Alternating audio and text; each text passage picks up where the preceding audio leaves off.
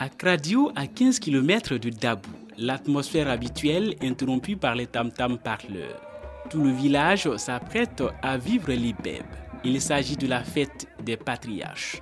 Dans certains ménages, les femmes s'activent pour offrir les meilleurs plats aux convives. Ils sont en train de faire la sauce foufou avec du bon poisson broché. Ils sont en train de faire les entrées. Nous faisons les entrées, la salade, un peu de tout. Dans plusieurs coups, l'ambiance est à la fête. Et les créations musicales pour égayer les familles ne manquent pas. Cependant, la joie n'est pas totale dans toutes les familles. Ici, Dame Albertine Abian-Issou pleure ses enfants décédés il y a quelques mois. Encore sous le choc, c'est un de ses frères qui traduit sa peine. C'est le fait de la fête. Quand elle voit ses enfants qui doivent amuser ses parents et qu'elle regrette, c'est ainsi que je lui dis que nous-mêmes on regrette. Je regrette mes parents qui sont morts. La vie est ainsi faite. C'est l'Ibeb.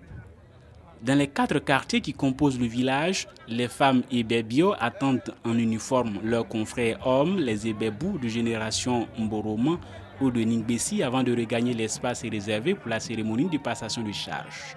Un passage de témoin matérialisé par la remise symbolique du chapeau de la canne attribué du chef. C'est fait. Les Mboroman, après 8 ans de pouvoir, cèdent sans aucune forme de procès leur fauteuil de gouverneur à leurs cadets, les Ningbesi.